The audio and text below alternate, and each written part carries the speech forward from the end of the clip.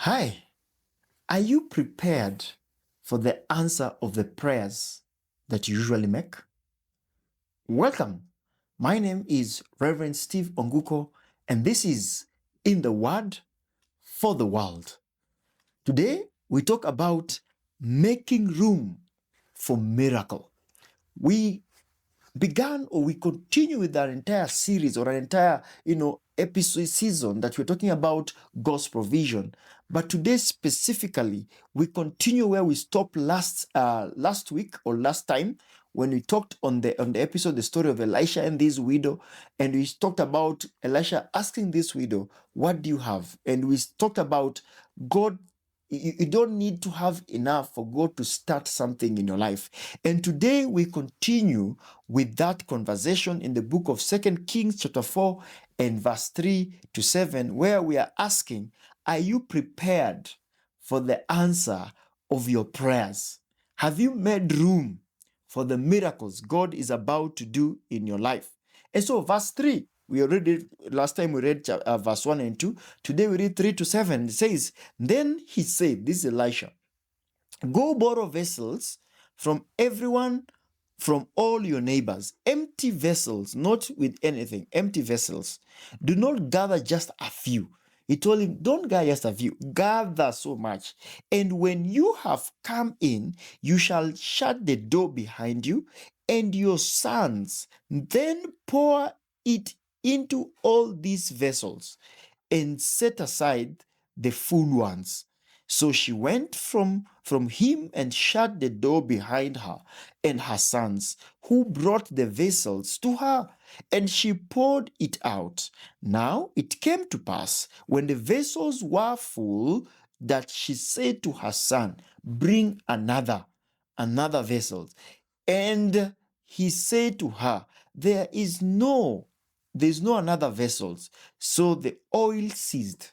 Then she came and told the man of God, and he said, go sell the oil and pay your debt, and you and your sons will live on the rest. The widow had to gather jars. My goodness, what a miracle. What an amazing story of God answering the prayers that we make. It's, God starts from the little things and God expounds. And this woman is told, you know what, go, and do this. Ask your neighbors to give you jars. And he comes, and that little oil is told to pour. And he pours in those jars, and they get filled. What a miracle that God began from the little thing that she thought it was not. God is answering. It reminds me the story of the fishermen on the sea, and they're told, put down the nets. And they're like, we have been fishing all through the night and we have caught nothing. But these were fishermen, so they understood the sea, the ways of the sea. But Jesus told them, cast down the nets. Bible said they cast out the nets, and the fish were so much that even they had to call other neighbors to come and help them to fill their boats. It reminds me, Jesus, with the 4 loaves, and the fish. And these were broken, and it fed a multitude of people. Ladies and gentlemen, we serve a God of exponential potential.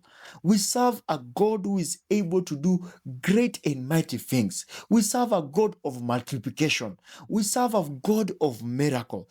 God, through his servant Elisha, performed a miracle to this woman to save his livelihood. And he's telling him what? Sometimes we expect God to come in a particular way, Sometimes we expect God to come in this way. But God comes that way. Guess what? God tells this woman, God tells his servant Elisha that let her fill those jars.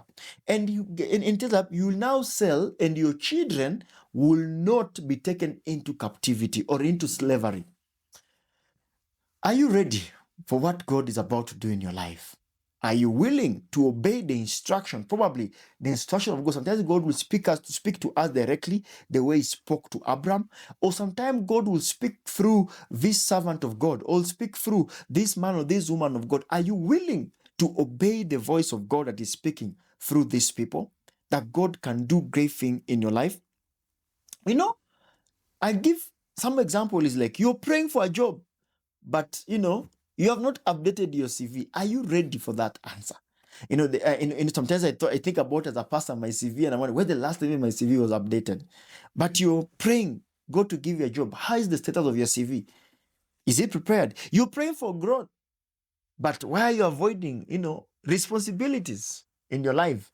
So many of us want responsibilities, but you are like, God, I need to grow in this area. Faith prepares. This woman prepared. And his preparation, what is preparation? Go gather the vessels and bring those vessels and start pouring. These are preparation in expect or a preparation that helps us to experience the blessings of God. How are you preparing your life? The one prepared by bringing the jars, and they are all filled, and he experienced God blessing through his servant Elisha in his life. So my prayer is that God will increase our capacity to receive from him.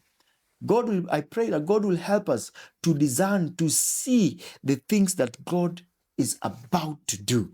And so I ask that question again. I ask this question to her: are you prepared for the answer you are praying for? Are you prepared for it? It is one thing to pray, which is a good thing to pray, but also you need to be in a posture where you are prepared for the answer. You are trusting God for a car. Get to a driving school and start driving, and learn how to drive. You're preparing. It's called actually faithing it, that God will be able to come through and to, bless you with that thing that you're hoping and you're trusting God for. So now, I pray this may have been blessed. Please share. And let's meet next time as we conclude on this conversation on this woman, this widow, and the man of God, Elisha. God bless you.